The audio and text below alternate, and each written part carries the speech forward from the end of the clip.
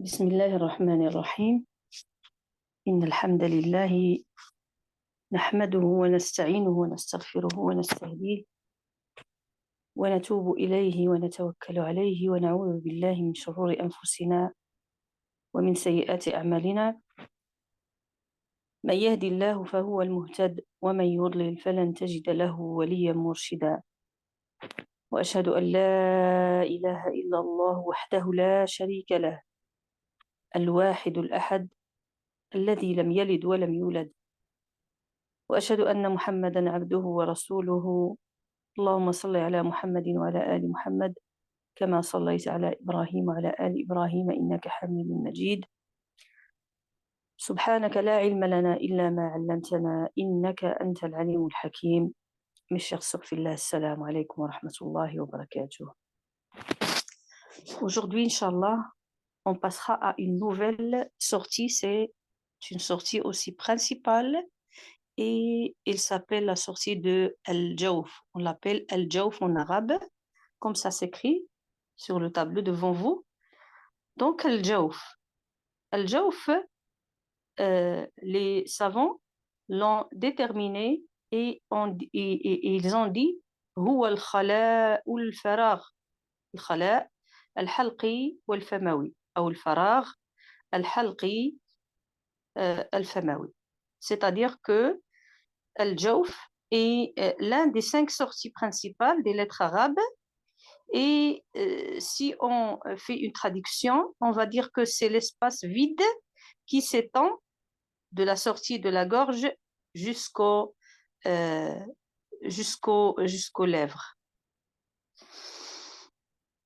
Al-Jawf est une sortie où il y a 3 voyées longues.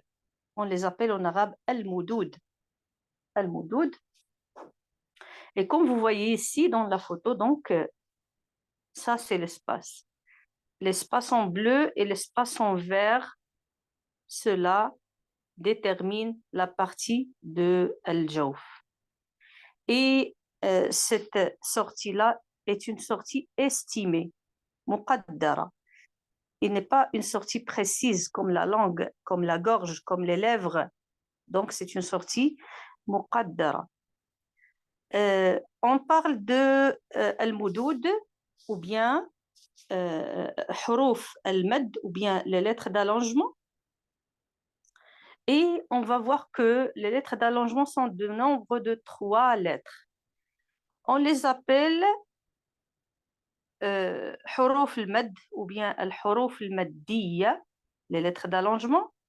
On les appelle huruf al-illah ou bien les voyelles. Et on peut les appeler al-huruf al-hawaiyah. Al-huruf al-hawaiyah. C'est-à-dire que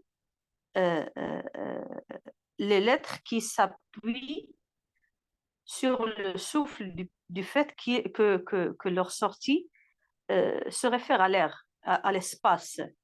Ça ne veut pas dire que il emporte avec elle lors de la prononciation, il y a de l'air qui passe. Non, c'est faux. Ibn al-Jazri a dit, rahimahullah ta'ala, a dit للجوف ألف وأختها وهي حروف مد للهواء تنتهي. Qu'est-ce que ça veut dire ça? Est-ce que ça veut dire que quand je prononce le alif avec un allongement, le ya avec un allongement, le waw avec un allongement, est-ce que je dois dire ouais, yeah? Non, il n'y a pas de l'air qui passe avec ces 3 lettres-là. Ces 3 lettres-là sont caractérisées par al-jar, ce sont des lettres majhoura, c'est-à-dire que le souffle est bloqué lors de la prononciation de cette lettre. Mais Ibn al-Jazri veut dire que huruf ou maddi lil-hawa'i tantahi, c'est-à-dire ils finissent dans l'espace estimé. C'est ça le sens de al-hawa, et non pas ils sont accompagnés avec de l'air. Donc il faut beaucoup de sœurs comprennent que quand je prononce al-alif al-maddiya ou bien al-waw al-maddiya ou bien al-ya al-maddiya, je dois produire de l'air avec ces 3 lettres du fait qu'il s'appelle huruf hawaïya, c'est faux. Donc, il faut faire attention de ne pas comprendre cette compréhension et il faut que ça se corrige immédiatement. On ne doit pas dire que al-huruf al-hawaïya, ils sont... non, ils se basent sur l'air, c'est-à-dire on les produit dans l'espace. C'est clair? Ça, c'est la signification de al-huruf al-hawaïya. Comment les articuler? Comment articuler al-moudoud? Et quels sont al-moudoud? Al-moudoud sont de nombre de 3, comme on a dit. Al-alif. Donc, on a le alif.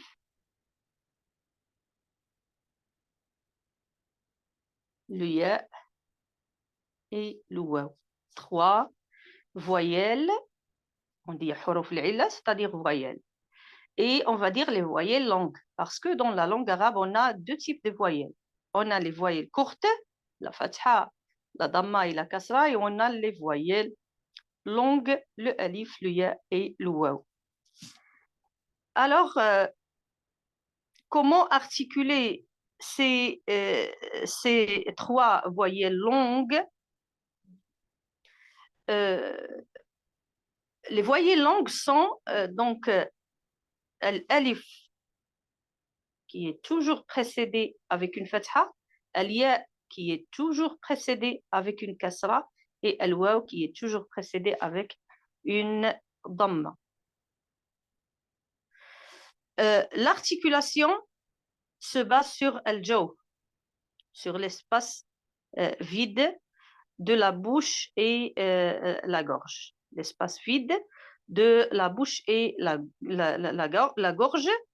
Et le mécanisme d'articulation de la voyelle est, comme vous voyez dans la première photo à droite, ça c'est le mécanisme d'articulation de la lettre alif.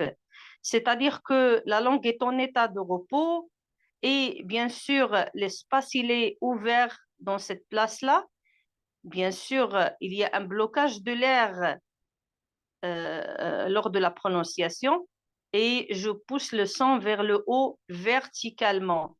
Les lèvres sont en état ovale. Donc ça, c'est ce que je dois faire lors de la prononciation du alif. Il ne faut pas serrer le son vers le bas. Il ne faut pas incliner le son vers le bas. On ne dit pas et comme ça, c'est a.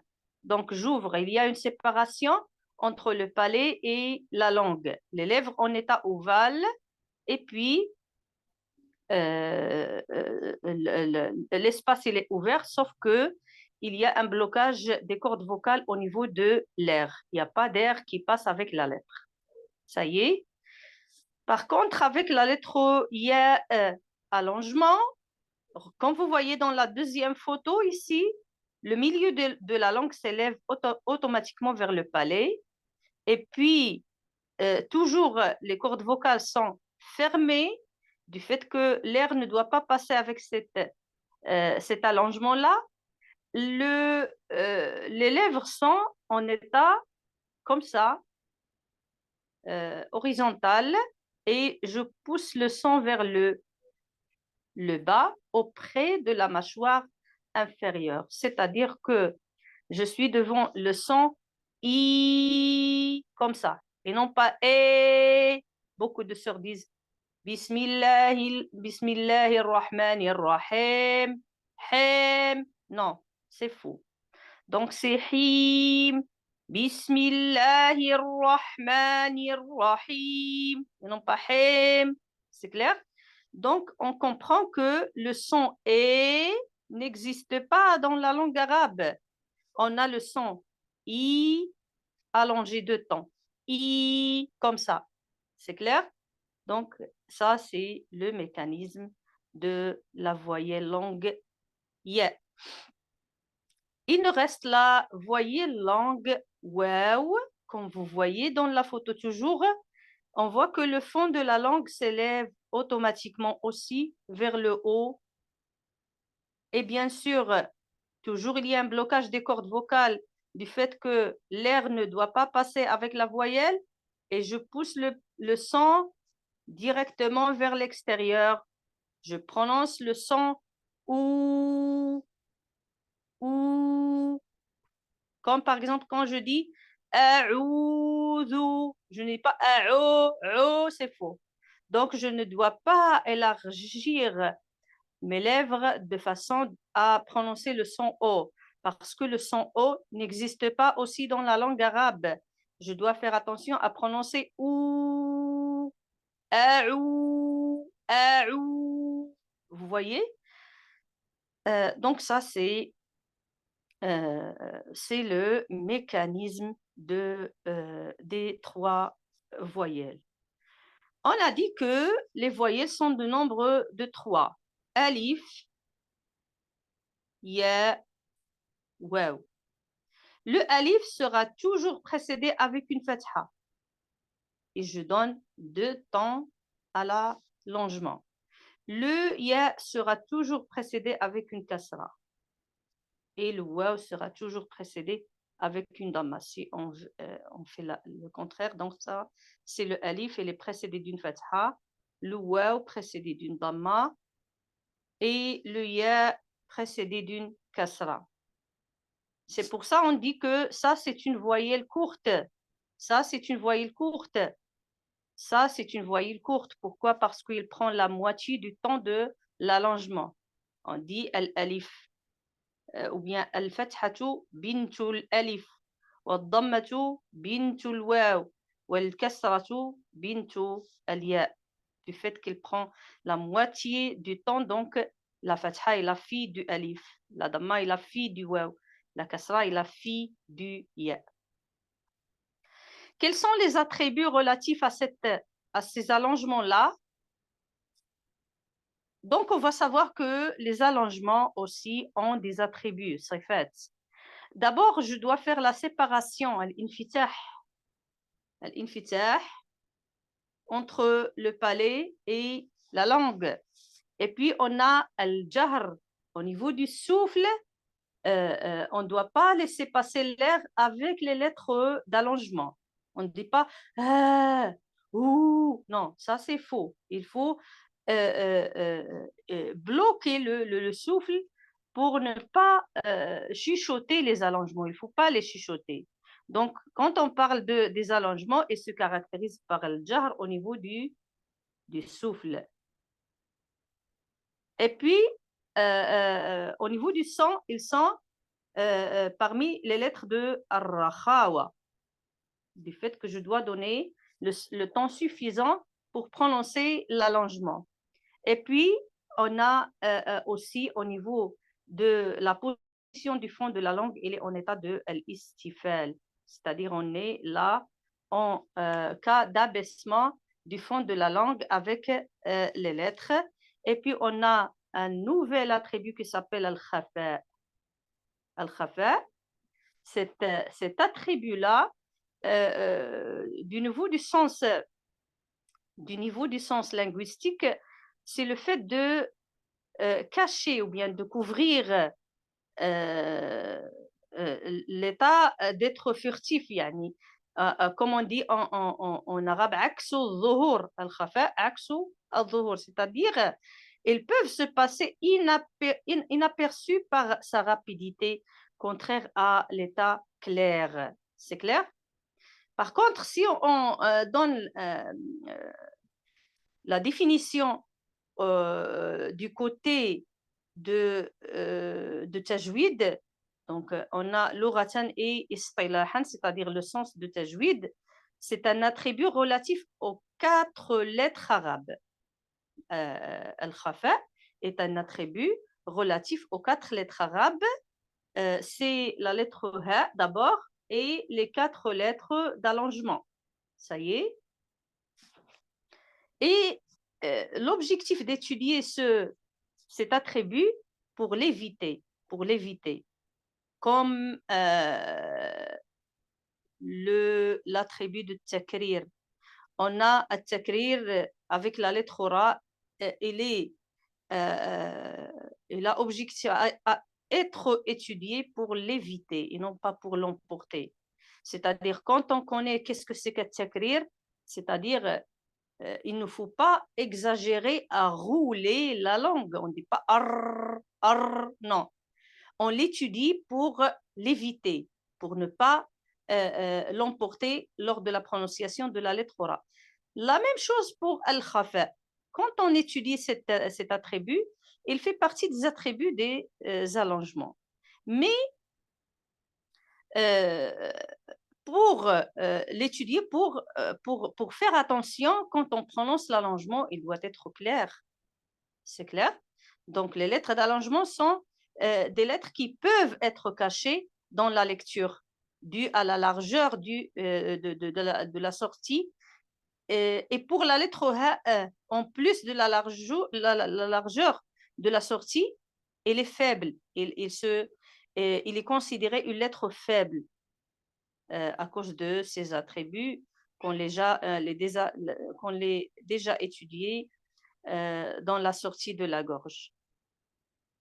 Donc, al-khafa, qui s'appelle, qui accompagne ces lettres-là, il est bien sûr un attribut destiné à être étudié pour l'éviter.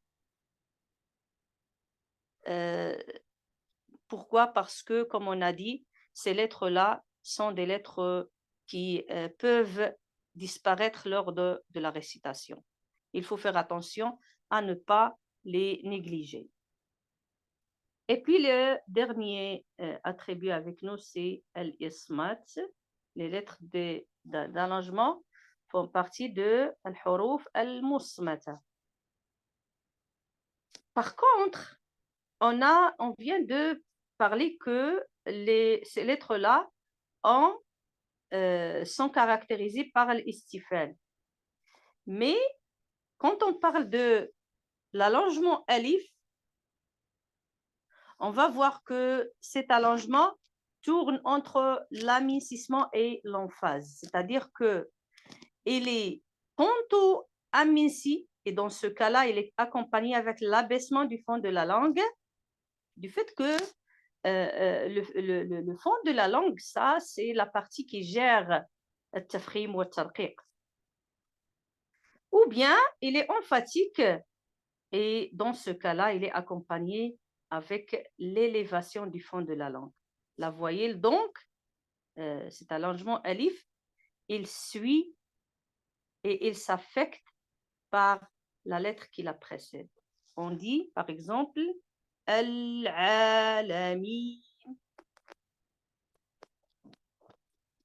Al-alamin, le alif, il est aminci. Mais s'il est précédé d'une lettre emphatique, on va dire sabirin, sa. Vous voyez? Donc, je remplis ma bouche avec la prononciation de la lettre allongement alif, du fait qu'elle est précédée d'une sad. Le sad qui se caractérise par l'itbaq, par l'isti'la. Donc, je dois faire attention que l'allongement alif s'affecte par essuie la lettre qui précède. S'il est emphatique, je dois emphatiser le alif. S'il est aminci, je dois amincir le alif. Pour la voyelle ya, le cas est différent. Pourquoi? Parce qu'en fait, la lettre emphatique s'affecte par cet allongement. Si vous vous rappelez, on a parlé de maratibu tafkhim, le degré d'emphase. Et on a dit avec la kasra, ça c'est le dernier degré d'emphase. C'est pour ça, le alif, le ya plutôt, dans ce cas-là, la lettre s'affecte par l'allongement alif. C'est-à-dire, si je dis par exemple, qala, qa, le alif ici s'affecte par la lettre qui le précède. Mais si je dis qila, vous voyez, c'est le qaf qui s'est affecté par l'allongement. Elle est emphatique, mais son emphase n'est pas comme le premier degré qala, c'est clair? Donc ça, c'est une parenthèse à ouvrir pour comprendre donc la différence entre le alif et le ya. Par contre, le waw, il est toujours aminci, comme le ya, il est toujours aminci, même s'il est précédé d'une lettre emphatique. Il y a certains qui disent que non, il s'affecte avec l'emphase, mais la vérité est que la lettre waw ne s'affecte jamais avec l'emphase. Même s'il est précédé d'une lettre emphatique, on dit wa tour, ou le son ou toujours accompagne les lettres, quoi que ce soit emphatique ou bien aminci. Quel est donc ici on a parlé de ces lettres-là et on va ouvrir une autre parenthèse, c'est la différence entre huruf al-mad et huruf al-lin. Huruf al-lin sont de nombre de deux, c'est al-ya wa al-waw as-sakinatayn al-maftuh ma qablahuma, c'est-à-dire le waw et le ya sakina précédé avec une fatha. Yaoum, bayt, ça c'est huruful lin. Donc ils sont de nombre de 2 lettres. Par contre, huruful mad sont de nombre de 3 lettres et ils sont toujours sakina, mais al-alif il est toujours précédé d'une fatha, al-ya il est précédé toujours avec une kasra et al-waw il est précédé toujours avec une damma. Ça c'est la première différence entre les deux. La deuxième différence est que huruful lin ont une sortie précise, makhraj muhaqqaq. Par contre, huruful mad ont une sortie muqaddara, estimée. Donc, ça c'est la deuxième comparaison entre les deux. Huruful al-lin peuvent être allongés. Donc, je dis par exemple le ya, ya, you, yi. Par contre, les allongements sont des allongements en elles-mêmes. Ce sont eux-mêmes sont des allongements, c'est clair? Et bien sûr, si je parle de la différence entre les deux, et que hurufu al-lin, ce sont des consonnes. Par contre, huruf al-mad, ce sont des voyelles. Donc ça, c'est quelques petites différences entre les huruf al-mad et huruf al-lin. Qu'est-ce que ça veut dire, ou bien qu'est-ce que l'allongement? Qu'est-ce que c'est que l'allongement? Si on ouvre cette porte-là, on est devant un sujet qui est très important dans la science de tajwid. C'est comment appliquer les moudoud, comment appliquer les allongements. Bien sûr, al-mad, il est l'opposé de al-qasr. Al-mad, il est l'opposé de al-qasr. L'allongement, il est l'opposé du raccourcissement. Al-mad, lughatan, dans le sens linguistique, veut dire az-ziyada ou al-mat, c'est-à-dire l'ajout et l'augmentation. Al-mat, c'est l'allongement ou, si tu peux dire, la prolongation. C'est le fait de rajouter un ton de plus à la lettre. C'est-à-dire, on vient de dire que un ton de plus, c'est-à-dire que quand je donne à la voyelle courte un seul ton, comme par exemple ba, fatha, ba, un seul ton. Un seul ton. C'est-à-dire quand je dois ajouter un ton de plus, c'est-à-dire que je donne 2 fatha à la lettre. Ça devient ba, ba. Ça, c'est le ton que prend l'allongement. C'est clair? Donc, je dis ba comme ça. Au lieu de prononcer 2 ba, je prononce un seul ba avec un ton de plus. C'est clair? Ça, c'est donc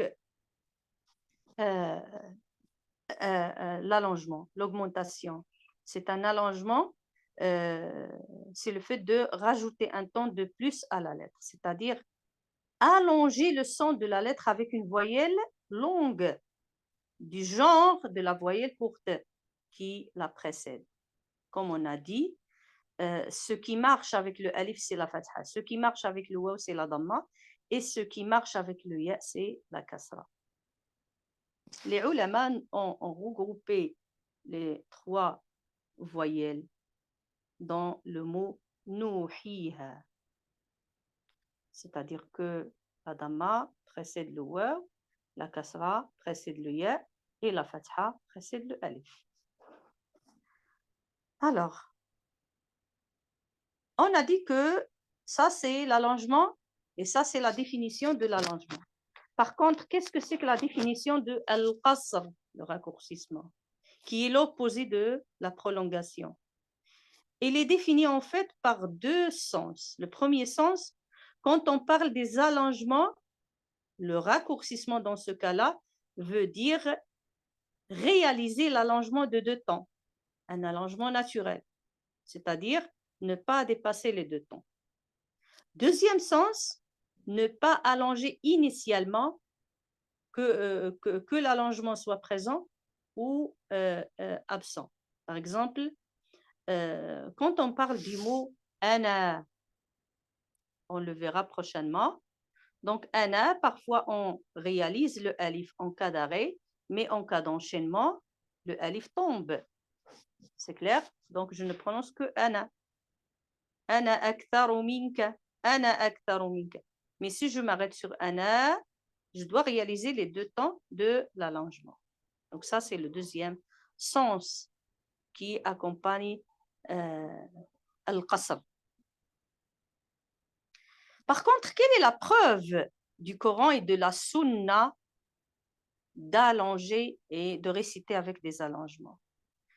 Bien sûr, dans le Coran, Allah subhanahu wa ta'ala a dit وَرَتِّلِ الْقُرْآنَ تَرْتِيلًا. Quand on récite les paroles d'Allah subhanahu wa ta'ala, on ne doit pas être précis et long, non. On doit être précis et lent. On ne doit pas se précipiter. On ne doit pas courir lors de la récitation pour ne pas manquer justement les allongements, bien sûr. On doit donner le temps à chaque lettre. On doit donner le temps à chaque voyelle courte et à chaque allongement. Par contre, du côté de la sunna, il y a des hadiths qui montrent que les sahaba se corrigent entre eux comment a été un tel verset récité. Par exemple, d'après Ibn Abi Mulaika,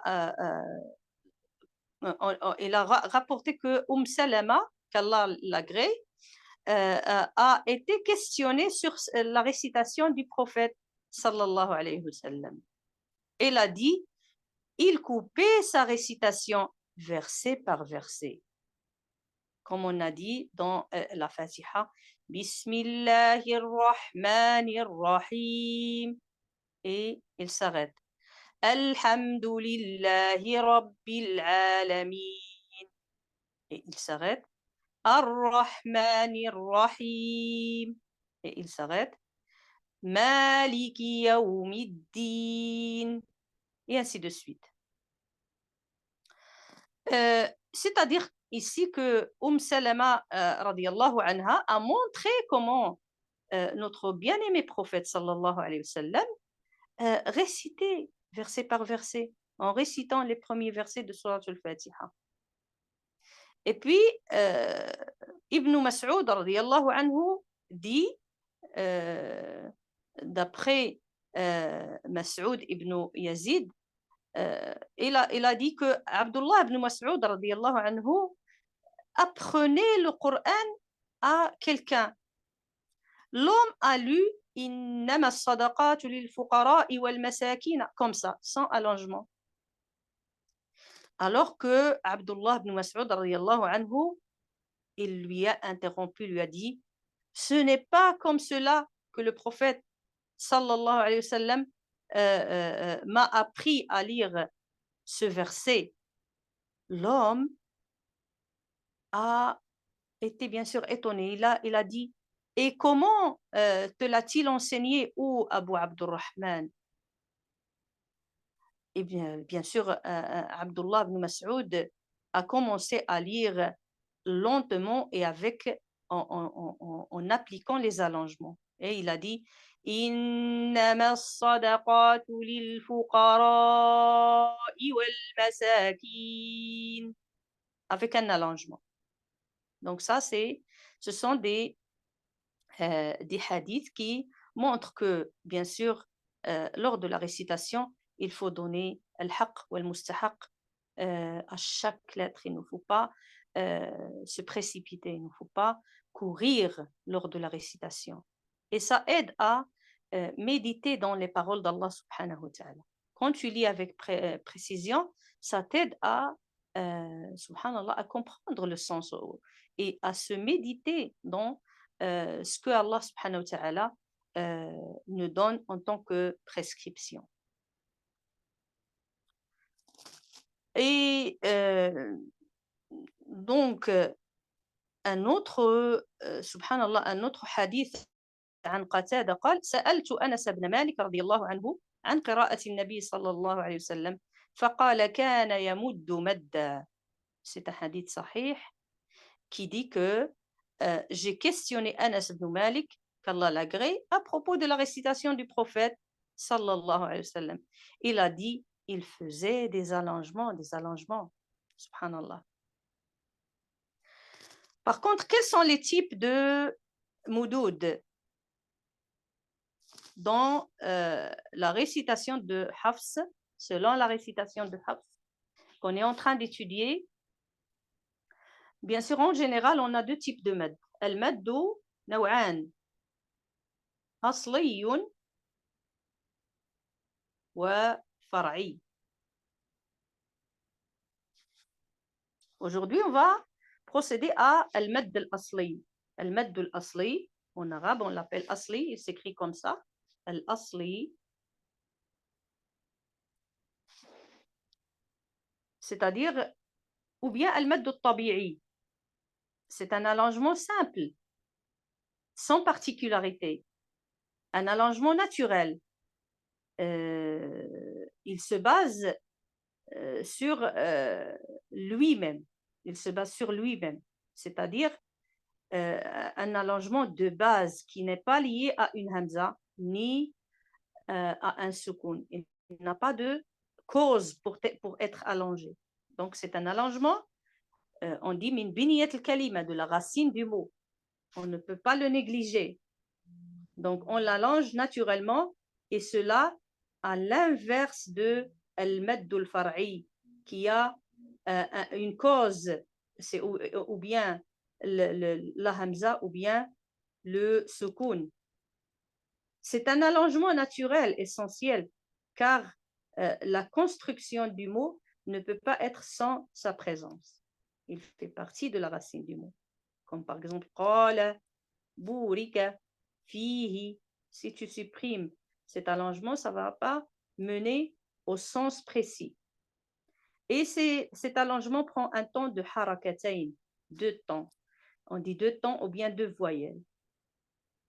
Sous ce madd-là, sous cet allongement-là, qui s'appelle le madd al-asli, on va annexer, les ulama ont annexé d'autres types qui s'allongent aussi, 2 temps aussi.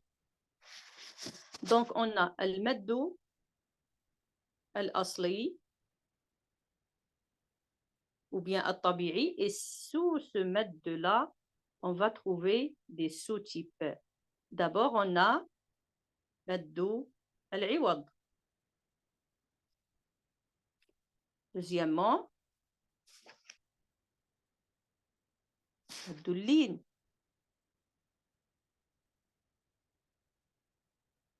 J'ai mal écrit. Maddu al-lin.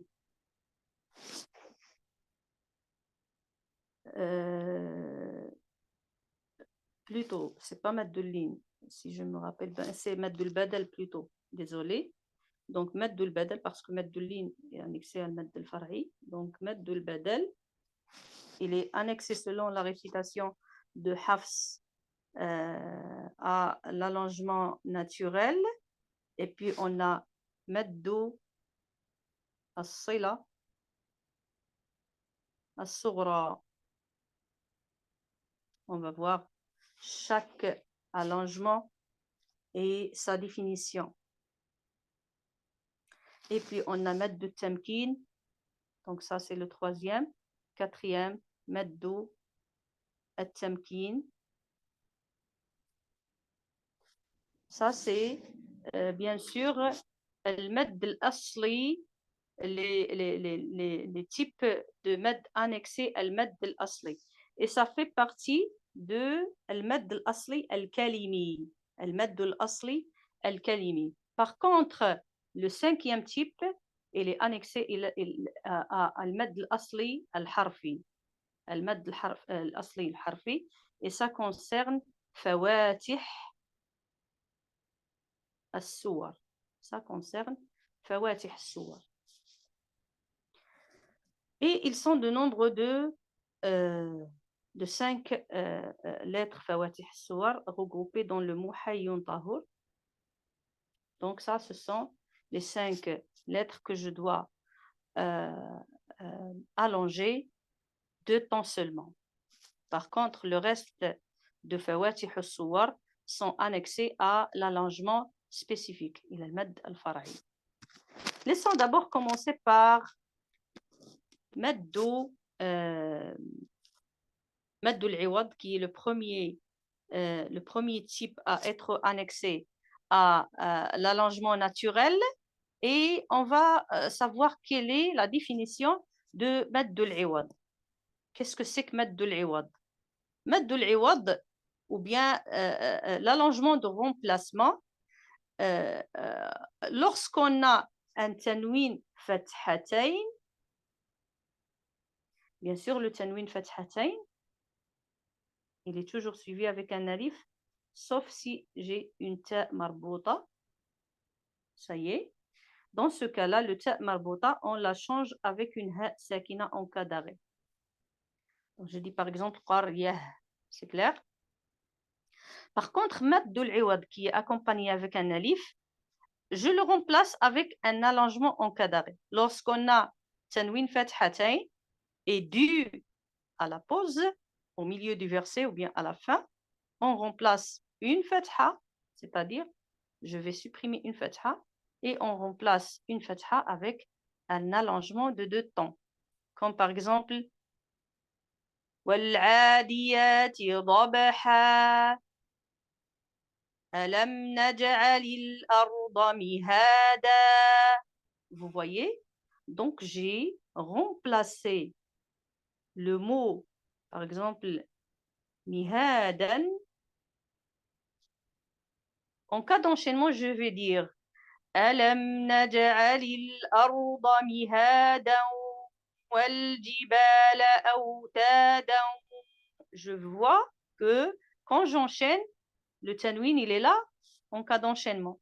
Mais en cas d'arrêt, j'ai supprimé le tanwin et j'ai gardé une fatha avec un allongement de 2 temps. أَلَمْ نَجْعَلِ الْأَرْضَ مِهَادًا. Vous voyez? Donc, je remplace, dans Maddu al-Iwad, je remplace la fatha avec un allongement de 2 temps en cas d'arrêt. Et comme j'ai dit, quand on a une ta marbouta, on ne va pas dire qaryata, tu vois? C'est pas qaryata, non, c'est qaryah. Le ta devient une ha sakina. Je m'arrête sur une ha sakina. Ça, c'est une remarque à prendre en considération. Deuxième type avec nous, c'est Maddu al-Badal. Maddu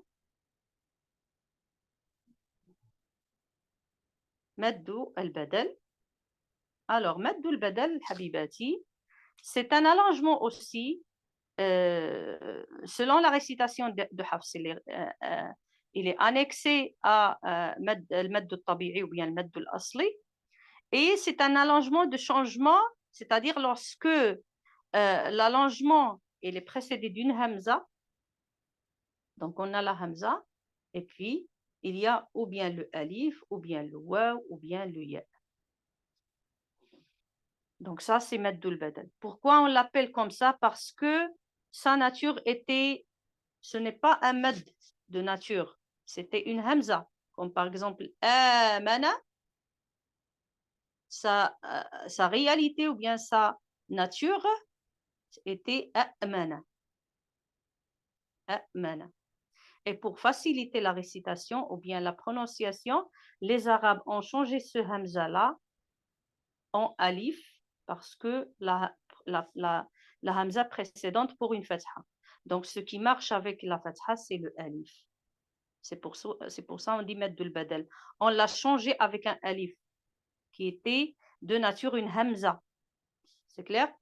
Avec le waw, par exemple, outiya, c'est outiya. Mais les Arabes, donc, bien sûr, ils sont connus par l'éloquence. Donc, ils ont changé la hamza en allongement qui marche avec la dame. Ou bien avec le ya, par exemple, iman. Sa nature, c'est iman. Donc, il faut faire attention. Quand on parle de Maddul Badal, ce n'est pas un allongement réel. C'est un allongement qui a été changé d'une hamza sakina. Et ça, il est annexé à l'allongement naturel qui prend 2 temps. Troisième type, c'est Maddu as-sila as-sughra. Maddu as-sila as-sughra. Qu'est-ce que c'est que Maddu as-sila as-sughra? C'est un allongement qui accompagne la lettre Ha. Regardez bien le Ha, ou bien ce Ha là, ou bien ce Ha là. Il peut venir comme ça, s'il est précédé d'un allongement. Ça y est. Et ce Ha là, on dit ha'u ad-damir, ou bien le pronom personnel de la troisième personne du singulier masculin. Alors, quand on dit masculin, le féminin, il est exclu. C'est clair? Quand on dit singulier, le pluriel, il est exclu. C'est clair? Donc, ça, c'est hamzatu ou bien ha sila as-sughra. Maddu as-sila as-sughra, c'est un allongement qui accompagne le ha de la troisième personne du singulier masculin, à condition. Quelles sont les conditions? Donc, le ha, il doit être mutaharrika, vocalisé, ou bien avec damma. Donc, il sera ou bien avec damma, ou bien avec kasra. S'il est avec damma, il sera suivi d'une petite waw après. Si elle est avec kasra, il sera suivi avec une ya. Donc ça, c'est le signe dans le Coran.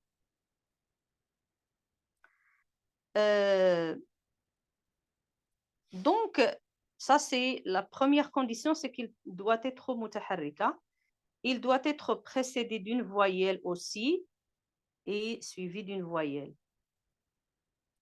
C'est-à-dire, si il est précédé d'un soukoun, la liaison tombe. Si il est suivi d'un soukoun, la liaison tombe. C'est clair? Donc, on ne doit pas faire la liaison s'il est suivi d'un soukoun ou bien précédé d'un soukoun. La condition, c'est qu'il doit être entre deux voyelles et en elle-même, il y a une voyelle. Comme par exemple,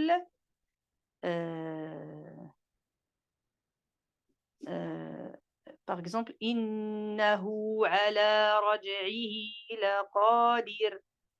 Innahu, deux temps. Innahu ala raj'ihi la qadir. Donc, on a ici une voyelle et ici, ala, une voyelle. La troisième condition, cette liaison ne doit pas être suivie d'une hamza. Sinon, ça va être annexé à l'allongement far'i, spécifique. Donc, ça, c'est les conditions de as-sila as-sughra.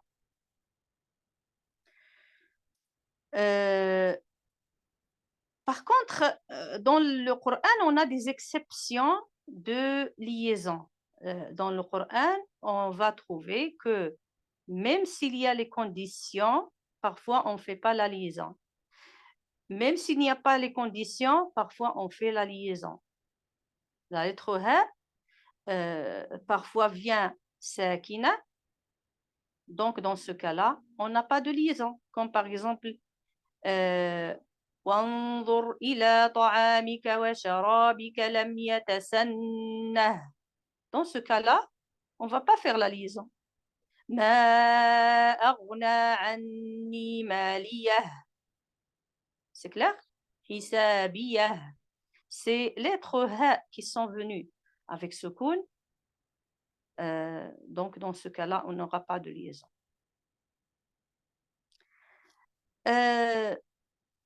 Après, si on parle sur les exceptions de la lettre ha de Sila Soura, on va trouver dans Surat al-Zumar, le verset numéro 7, قوله تعالى يرضه لكم يرضه لكم.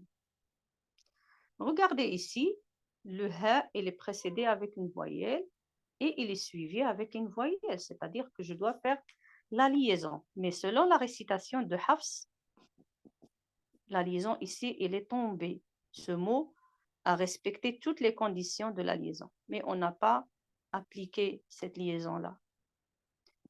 La première raison, mais oui, c'est ce que j'ai dit, bien sûr. Donc ici, on a dit que même s'il y a les conditions de la liaison, Hafs n'a pas appliqué la liaison. Est-ce que vous comprenez? Donc ici, la raison d'abord, c'est que le prophète sallallahu alayhi wa sallam l'a récité sans liaison selon la récitation de Hafs. Deuxième raison est que les savants de la méditation ont dit que l'absence de la liaison montre comment Allah subhanahu wa ta'ala est prompte d'être satisfait de son serviteur. Le serviteur obéissant, reconnaissant et remerciant. Ça montre comment Allah subhanahu wa ta'ala il est rapide à être satisfait des bons serviteurs. Troisième raison est que les grammairiens ont dit que l'origine de ce mot, c'est yardahu. C'est-à-dire, on va le traiter comme s'il y a un alif qui est sakin avant le ha qui porte une dhamma. Donc ça, c'est la première exception. La deuxième exception de Suratul Furqan, le verset 69, Allah subhanahu wa ta'ala, il a dit وَيَخْلُدْ فِيهِ مُهَانًا فِيهِ ya sakina. Donc, c'est-à-dire que le ha, il est précédé avec un soukoun. Mais on a appliqué la liaison ici. Donc, ce mot-là ne respecte pas les conditions de la liaison. Malgré cela, on lui a rajouté la liaison. Toujours pour des raisons.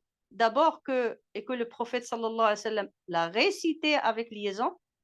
Et les savants ont dit pour montrer la durée, subhanallah, du tourment, si vous voulez, et l'éternité dans le feu qu'Allah nous protège. Et ça concerne bien sûr les infidèles, les égarés, qu'Allah nous protège. Et puis on a deux mots aussi, c'est dans Surah Al-A'raf et Al-Shu'ara. Surah Al-A'raf,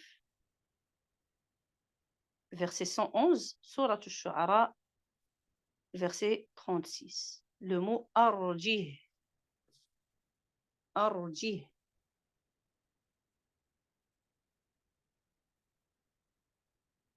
Wa akhahu. Ce mot-là, arjih, est évoqué dans les deux sourates, subhanallah, avec un soukoun. Le ha, il est venu sakina. Donc, on n'aura pas de liaison. La liaison n'a pas été évoquée pour bien montrer comment Pharaon a traité son peuple avec rabaissement. Et comment il a traité Moussa, alayhi salam, qui est le prophète, avec rabaissement. Le rabaissement, du peuple de Pharaon et ainsi que Pharaon lui-même envers Moussa alayhi salam et son frère Haroun, puisqu'on les considérait comme des sorciers. Il a dit Inna hadha la sahirun alim. Subhanallah. Donc ils les ont traités comme des sorciers. C'est pour ça il a dit arjih, du côté du sens de rabaissement, de ridiculer ou bien de se moquer de lui. On a aussi le mot fa'alqih. Fa'alqih dans Surat An-Naml. La liaison n'a pas été mentionnée, bien sûr, parce que le ha, il est sakina, donc la condition est tombée. Et puis aussi, c'est une expression qui montre aussi le rabaissement du peuple de Saba de la part du prophète Sulayman alayhi salam. C'est-à-dire que Sulayman ici, il a parlé sur le peuple de Saba qui ont adoré le soleil et leur dit idhab bi kitabi hadha fa'alqih ilayhim. C'est-à-dire que Sulayman n'a pas aimé que ces gens adorent le soleil qui est une créature de notre Seigneur subhanahu wa ta'ala. Donc ça a relation avec le sens de la parole d'Allah subhanahu wa ta'ala et ce sont les exceptions qui sont venues pour le ha de la troisième personne du singulier masculin. Comme ça, on a fini avec le ha de liaison et on a une parenthèse concernant le ism al-ishara hadhihi. Ism al-ishara hadhihi.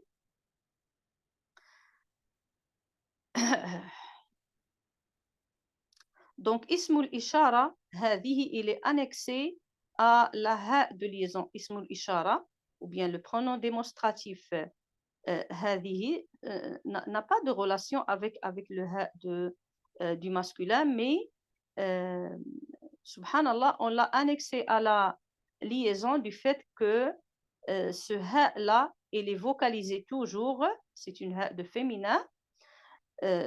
Donc on va ce déterminant démonstratif, on va l'annexer à la liaison mineure si il est suivi d'une lettre, sauf que la hamza, s'il y a une hamza, donc ça va être annexé à al-mad al-far'i.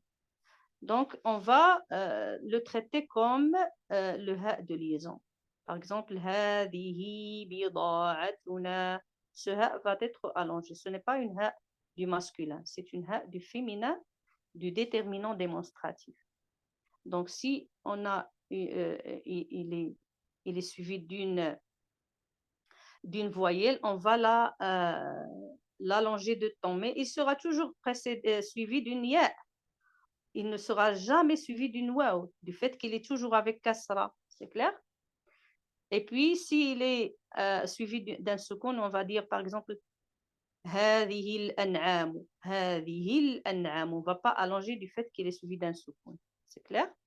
Donc ça, c'est une petite parenthèse en ce qui concerne le déterminant démonstratif hadihi.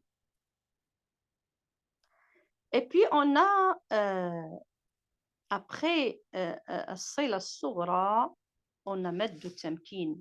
Maddu at-tamkin.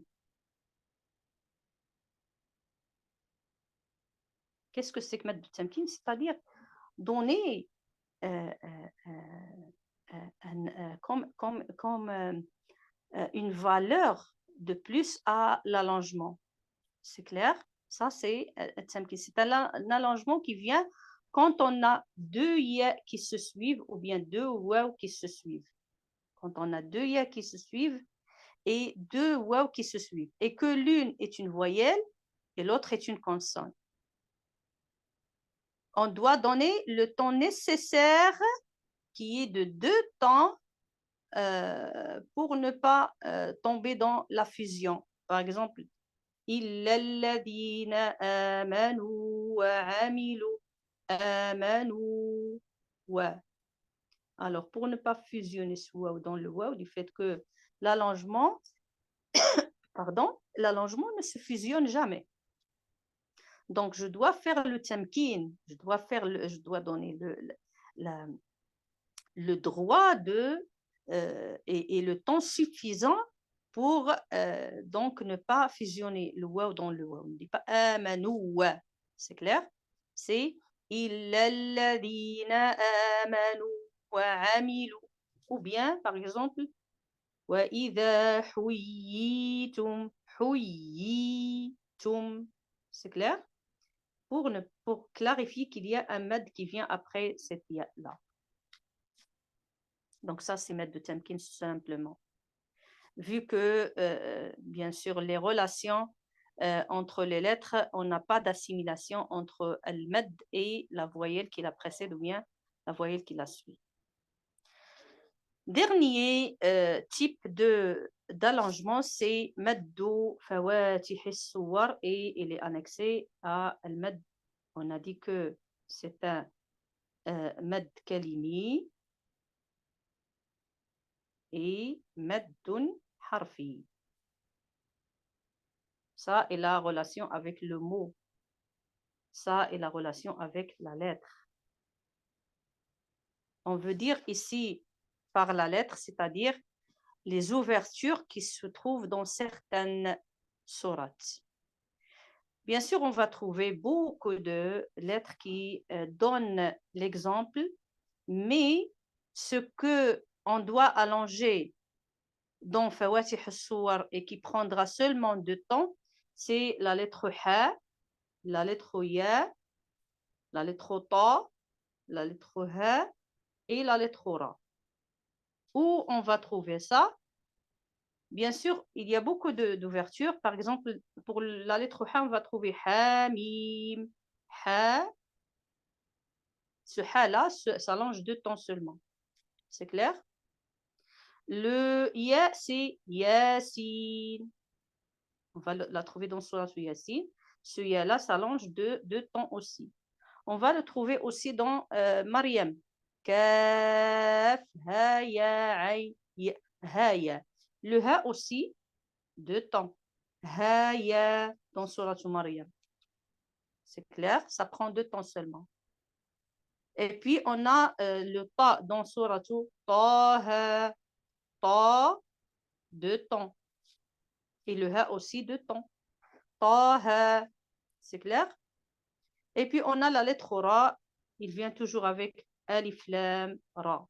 Alif Lam Ra, 2 temps. Alif Lam Ra, 2 temps. Pas plus. Par contre, ça, il est annexé à l'allongement spécifique. Mais le Alif, il sera toujours Alif, sans allongement. Dans tous les lettres d'ouverture. Fawatih Suwar, le alif toujours se prononce alif. Par contre, les 5 lettres que je viens de citer, ce sont des lettres qui sont annexées à al-mad al-tabi'i et qui prennent toujours 2 temps dans tous les sourates où il y a ces lettres-là qui sont hayyun tahur. أقول قولي هذا وأستغفر الله لي ولكم والسلام عليكم ورحمة الله وبركاته.